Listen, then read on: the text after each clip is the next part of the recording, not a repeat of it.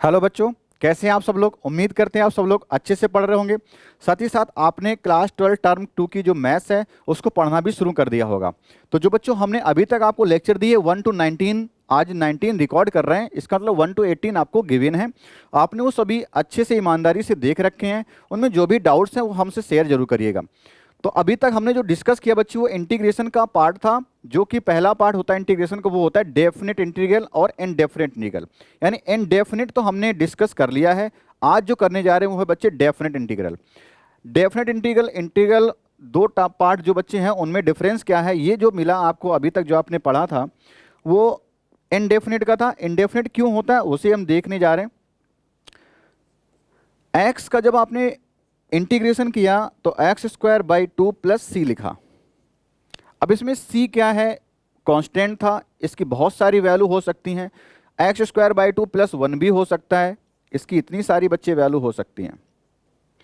X square by 2 minus 1 हो सकता है, माइनस 1 बाई 2 प्लस 2 कुछ भी हो सकता है। तो ये एक्स स्क्वायर बाई 2 कुछ भी वैल्यू 20 लिख लो, 2000 लिख लो, जो मन करे वो लिख लो, है ना। ये सी ऐसी कोई भी रियल वैल्यू ले सकता है, रूट में भी ले सकता है, ठीक है।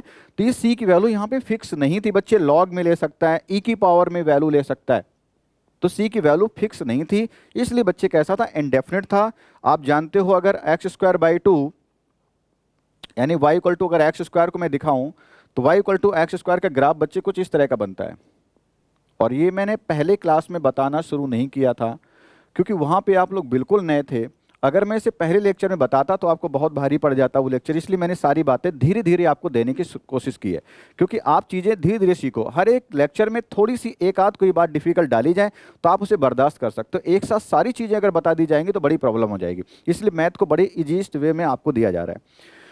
तो मैंने आपको इस तरह से ग्राफ बताया, ये किसका बच्चे, y equal to x square का है। अब जब आप इसका ग्राफ बनाने के बाद एक्स स्क्वायर बाई 2 का ग्राफ बनाएंगे तो एक्स स्क्वायर बाई 2 का ग्राफ भी कुछ इसी शेप में जाएगा।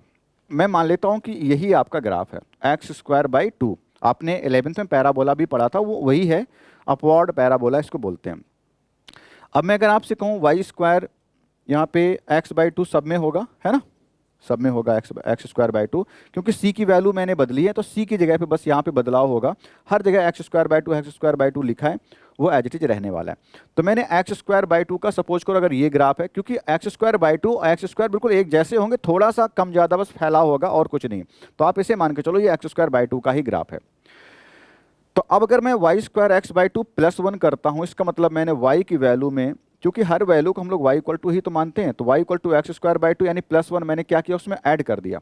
तो ग्राफ 1 अबव शिफ्ट हो गया, ये 1 अगर है बच्चे तो ग्राफ आपका 1 यूनिट ऊपर सेम बनने वाला है। अगर मैं इसको 2 बोलता हूं तो ये 2 पे, मान लो इधर है 2, तो 2 के जगह पे भी ग्राफ ऐसा ही बनने वाला, ये कटेगा कहीं नहीं, ध्यान देना, ये कहीं भी इंटरसेक्ट नहीं कर रहा होगा पार्ट, आर्ट ऐसी बनानी है। तो इस तरह से ग्राफ बच्चे बनेंगे और सी की वैल्यू जैसे बदलते जाओगे, माइनस में अगर आपने यहाँ पे लिया होता -2 तो ये नीचे आ जाता वाई एक्सेस में -2 कहीं इधर, और यहाँ से फिर ग्राफ ऐसे ऊपर की ओर ऐसे बन रहा होता। तो बच्चे इस तरह से बहुत सारे ग्राफ को रिप्रेजेंट करता है एक आपका ये सिंगल क्वेश्चन। तो ये एक बहुत बड़े परिवार का सदस्य है, सदस्य नहीं, बहुत बड़े परिवार को हम कहेंगे, यानी एक फैमिली को रिप्रेजेंट करता है ये एक्स स्क्वायर बाई 2 प्लस सी। बहुत सारे ग्राफ इसमें इंक्लूड हो जाएंगे, ऐसे डॉट डॉट करके छोड़ दीजिए, बहुत इनफाइनाइट ऐसे ग्राफ इसके अंदर होंगे। तो यहाँ पे देख रहे हो सी की वैल्यू फिक्स ना होने की वजह से कितनी बड़ी प्रॉब्लम क्रिएट हो गई। इसीलिए सी को हम लोग बोलते हैं ऐसा कांस्टेंट है जो कि इंटीग्रेशन की वैल्यू को फिक्स नहीं रखता है, उसकी भरपाई करने की कोशिश करता है। अब आप इस सी में किसी भी तरह से, मान लो ये वाला सी है या ये वाला है या फिर ये वाला, तो डेफिनेट तो नहीं हुआ ना, पता तो नहीं चल रहा एक्चुअल क्या है। एक बड़ी सी फैमिली को रिप्रेजेंट करता है, उसका कोई भी मेंबर ऐसे बन सकता है आकर के, सभी कह सकते हैं कि ये मेरा ग्राफ है। यानी कि यहाँ पे जब आप इसे देख रहे होंगे तो हर एक ग्राफ कहेगा कि मेरा ये एक्सप्रेशन लिखा गया है, ये वाला ग्राफ भी कहेगा कि ये मेरा एक्सप्रेशन है। इसलिए यहाँ पे चीज़ फाइनल ना होने की वजह से इस तरह के नेचर को, इंटीग्रेशन के नेचर को बोला गया इनडेफिनेट इंटीग्रेशन। अब क्या होने जा रहा है, डेफिनेट इंटीग्रेशन होने जा रहा है, यानी कोई बात हमारी फिक्स हो जाएगी, डेफिनेट हो जाएगी कि जो हमने निकाला है वो पर्टिकुलर उसी का है। चलो देखते हैं किस तरह से काम करना होगा।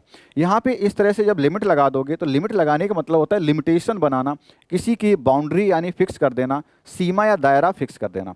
तो इस तरह से हमने चीज़ों को यहाँ पे देखा। तो एक्स जब इंटीग्रेशन करने के बाद आप ले आओगे, सबसे पहले जो काम करेंगे यहाँ पे इंटीग्रेशन का ही होगा।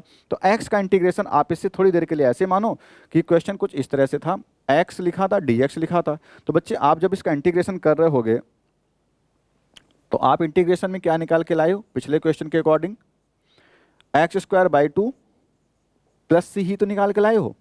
तो जब इंटीग्रेशन इसका इतना होता है तो हम जब सॉल्व कर रहे होंगे तो आपको जो भी आंसर आता बच्चे उसी पे लिमिट लगाना होगा।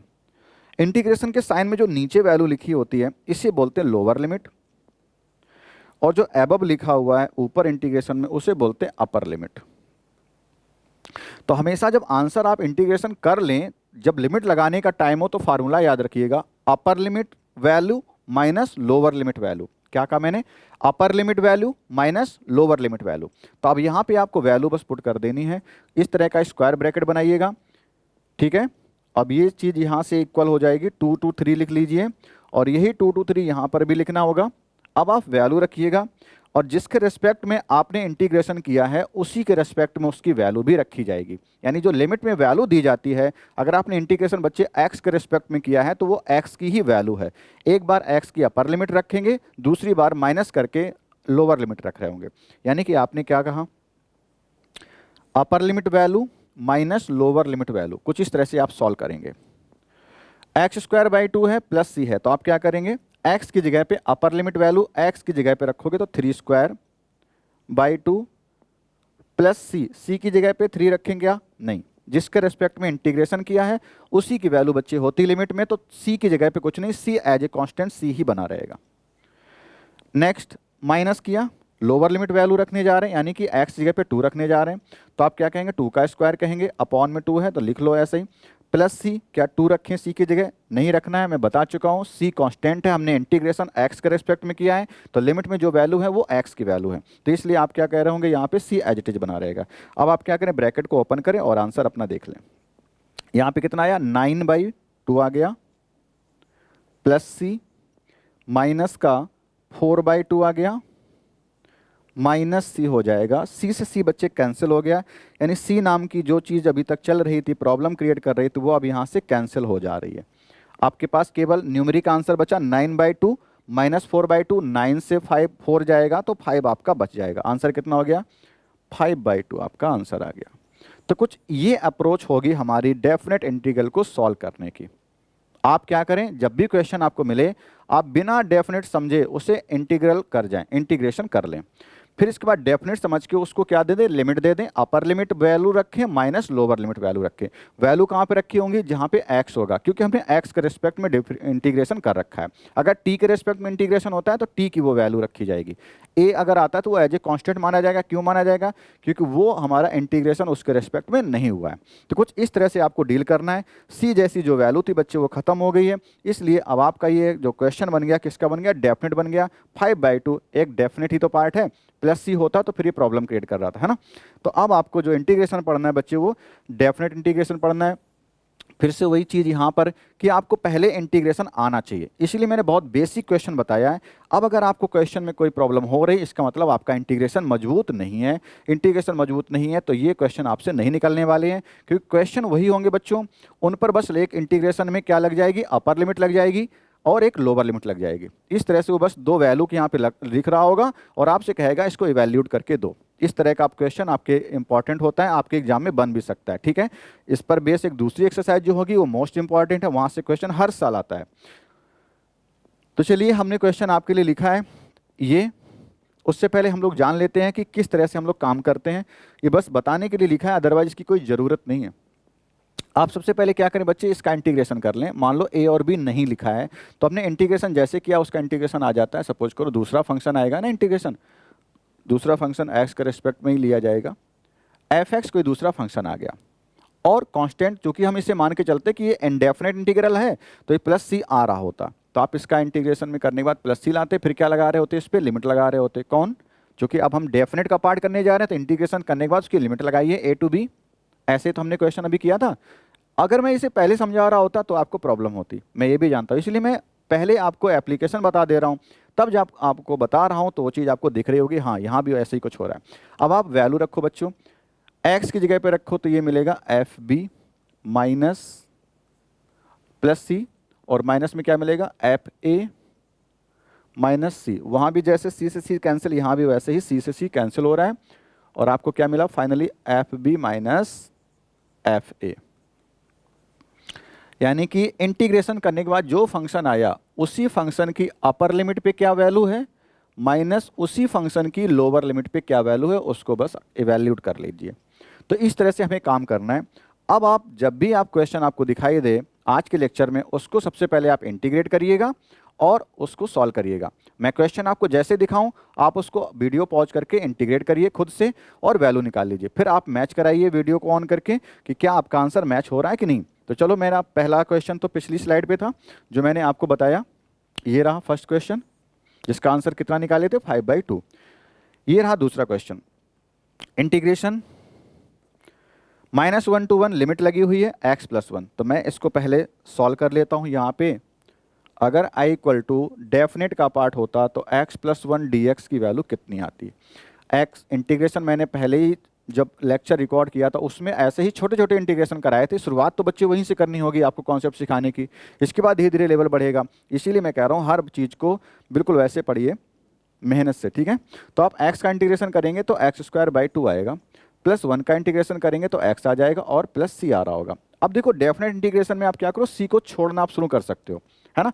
c को हम छोड़ देंगे क्योंकि बाद में कटता ही है। तो फिलहाल अभी मैं इस क्वेश्चन में आपको दिखा रहा हूँ कि इसका इंटीग्रेशन कुछ इस तरह से बच्चे आ रहा होगा। आपने जैसे इंटीग्रेशन किया, अब आप इसकी वैल्यू i की यहाँ पे रख दो। कितनी वैल्यू आई है, x²/2 +x +c। अब आप स्क्वायर ब्रैकेट लगाइए और लिमिट क्या रखो, -1 से +1। अब आगे जब इसको इवैल्यूएट करेंगे तो 2 ब्रैकेट बना लो पहले से।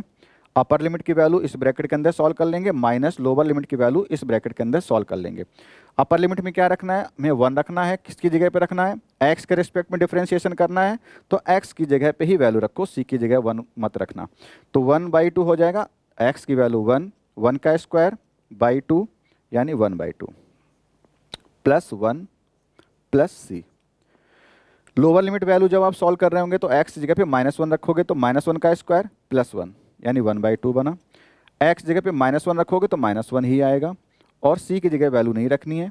तो इस तरह से अब इसको जितनी जल्दी आप सॉल्व कर लें उतना ही जल्दी आपका आंसर आएगा। ब्रैकेट ओपन करते हुए प्लस का 1/2 माइनस का 1/2 बच्चे कैंसिल होगा, ये +1 है और ये माइनस माइनस प्लस हो जाएगा तो +1 +1 बन के 2 हो गया। c से c आपका फिर से कैंसिल हो जाएगा। तो इस तरह से आपका आंसर जो आ रहा है बच्चे 2 आ रहा है। आई होप आपको ये समझ में आने शुरू हो गए होंगे क्योंकि इंटीग्रेशन में बस लिमिट लगाना ही नया आपको सीखना था। अब जो भी आपको बच्चे क्वेश्चन मिलता है वीडियो पॉज करिए, उसको सॉल्व करिएगा, ठीक है। चलो बढ़ते हैं अगले क्वेश्चन की ओर। नेक्स्ट हमने ये लिखा हुआ है, ठीक है। तीसरा क्वेश्चन है, छोटे छोटे क्वेश्चन से शुरुआत करिएगी ताकि आपको डेफिनेट इंटीग्रेशन भी समझ में आना शुरू हो जाए।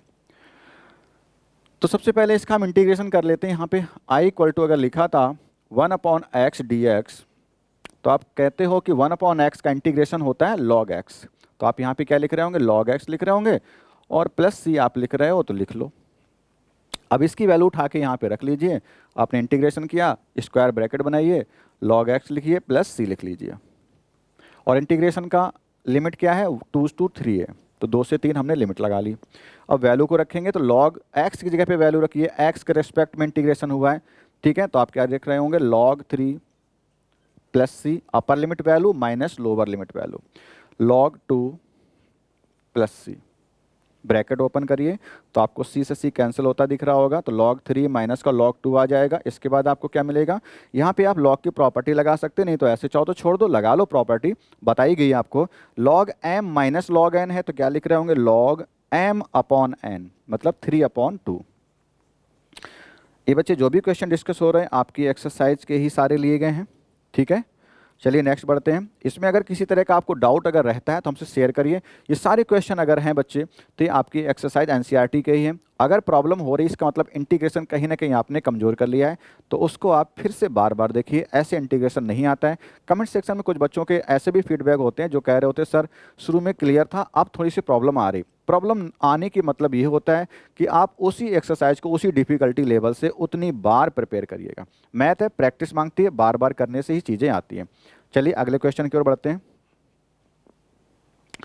साइन 2x का इंटीग्रेशन करना है, तो सबसे पहले आप, इसमें लिमिट नहीं लगी हुई है तो चलो लिमिट अपने हिसाब से कुछ भी लगा लेते हैं, 0 से π/2 तक लगा लेते हैं।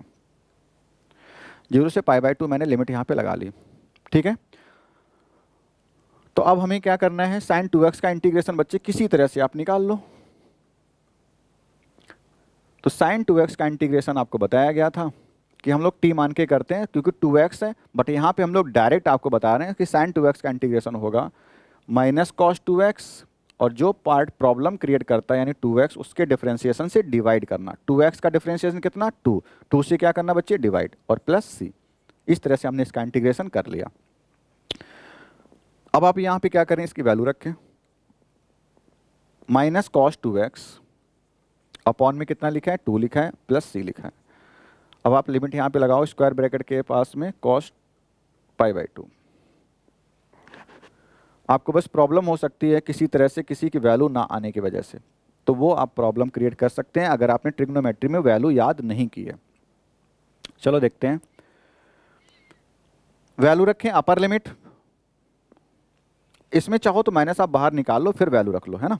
ये आप ऐसा कर सकते हैं कि आप चाहो तो पहले cos 2x लिखो माइनस निकालने के बाद, और प्लस c पे कोई इफेक्ट नहीं पड़ता, c कांस्टेंट है, माइनस का c भी हो जाएगा, तो पहले माइनस का c बाद में प्लस का c मिलेगा, वो आपका हट जाएगा। अब चाहो तो आप यहाँ पे प्लस c वाला कॉन्सेप्ट लिखना बंद ही कर दो, ठीक है। तो वो मैं आपको यहाँ से बता रहा हूँ, चलो आपको यहाँ प्रॉब्लम ना हो इसलिए मैं क्या करता हूँ, माइनस का c निकाल देता हूँ, ठीक है, 0 से π/2। आप सभी लोग मुझे बताइए कॉस पाई कितना होता है। कॉस में पाई डिग्री अगर रहा हो तो एंगल हो पाई, तो कितनी वैल्यू लाता है। अपर लिमिट माइनस लगाने के बाद यहाँ पे इसके अंदर upper limit value minus lower limit value हम लोग रख रहे होंगे, ठीक है। कॉस पाई की वैल्यू कमेंट में मैं रीड करूंगा जरूर, ठीक है। तो आपको अभी बता देना है, वीडियो पॉज करके बताइएगा, क्यों, क्योंकि 2 अपॉन में चल ही रहे हैं। कॉस 2x की जगह पे वैल्यू रखना है, तो x कितना है, π/2 है, तो आप यहाँ पे ऐसे रख रहे होंगे,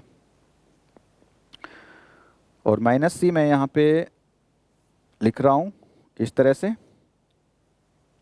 नेक्स्ट क्या करेंगे, माइनस लोअर लिमिट वैल्यू, तो आप क्या रख रहे होंगे, cos 2 इंटू में 0 अपॉन में 2, और माइनस करते ही यहाँ पे माइनस लिख लो, चलो ठीक है। इस तरह से आपको मिल गया। कॉस पाई आपने वैल्यू लिखी होगी, जिनको आता है सही है। आगे क्या कर रहे होंगे, इधर सॉल्व कर लेते हैं, ठीक है। ये 2 से 2 कैंसिल हो गया, माइनस बाहर है, कॉस पाई बच्चे होता है -1, कॉस पाई होता है -1, ठीक है। तो -1 कॉस पाई की वैल्यू अपॉन में 2, तो -1/2 हो गया, -1/2 हो गया, और माइनस c हो गया। अब ये माइनस यहाँ पे cos 2 इंटू 0 कितना एंगल बन गया, पूरा 0 ही बच्चे एंगल बन गया। cos 0 कितना होता है, 1, यहाँ से 1 आएगा, और ये माइनस का 1 क्या कर देगा, माइनस साइन 1 के साथ मल्टीप्लाई हो गए, -1/2 दे देगा, ठीक है, -1/2 दे देगा। इसके बाद क्या होगा, माइनस माइनस प्लस c हो जाएगा। तो जब सॉल्व करोगे ये c से c कैंसिल हो गया, -1/2 कंप्लीट 1 हो गया माइनस में, और बाहर माइनस साइन लगा है, तो पूरा कैंसिल होने के बाद +1 आपका आंसर आ गया। इसका अगर आंसर कहीं से आपको प्रॉब्लम कर रहा होगा बच्चे, तो वो ट्रिग्नोमेट्री की वैल्यू ना याद होने की वजह से कर रहा होगा। तो आप ट्रिग्नोमेट्री में जो 11th में आपने ASTC रूल के अकॉर्डिंग आपने याद करा होगा बच्चे, ASTC आपने पढ़ा होगा, क्वाड्रेंट में कौन सा फंक्शन पॉजिटिव होता है कौन सा नेगेटिव होता है, वहाँ पे आपको वैल्यू निकालना बताया गया होगा।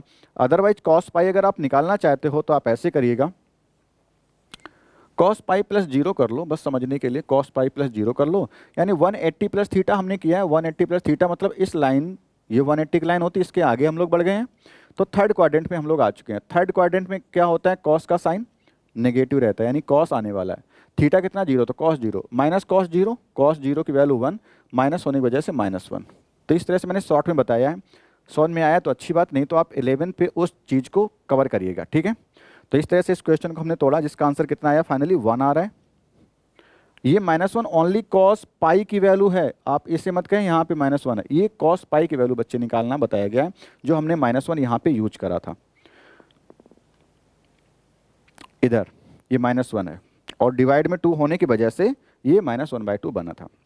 चलो अगले क्वेश्चन की ओर बढ़ते हैं।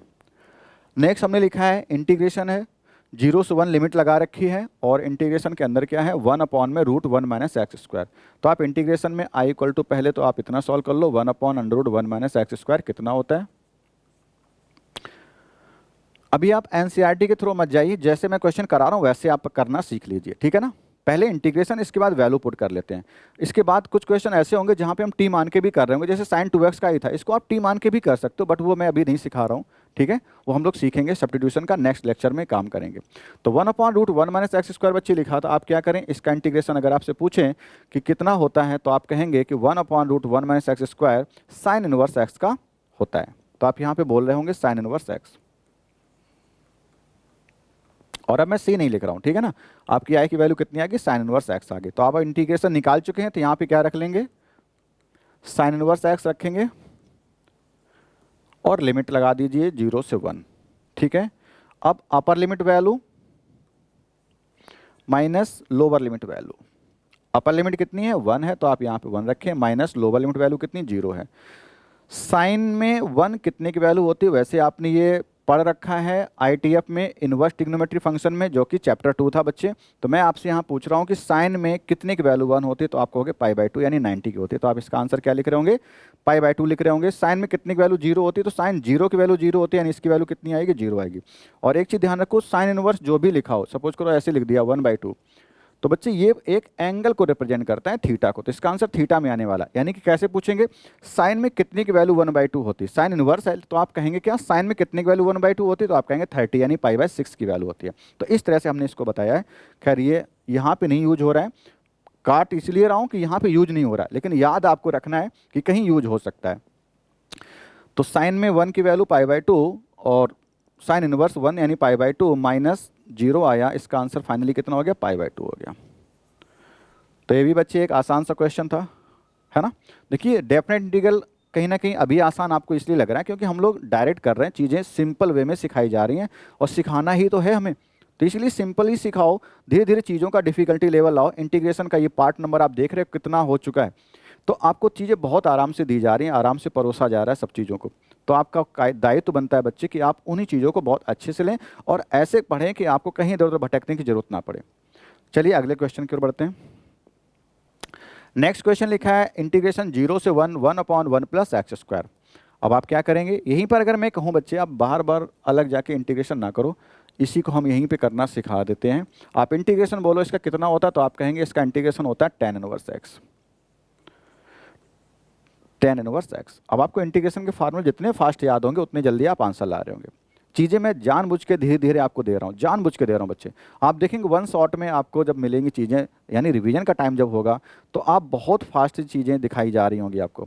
वहाँ पे आपको सीखना आपकी मजबूरी भी बनेगी क्योंकि आपने ये सेशन सारे कर रखे हैं, और अगर कर रखे हैं तो फिर अच्छे से ही करने चाहिए सभी को। यानी बार बार आपसे बोल रहा हूँ प्रैक्टिस करते रहो आप। तो आपने क्या निकाला, tan इनवर्स x निकाला, क्योंकि 1 अपॉन 1 प्लस एक्स स्क्वायर का इंटीग्रेशन क्या होता है बच्चे, tan इनवर्स x होता है। और 0 to 1 बच्चे क्या होगी, लिमिट होगी।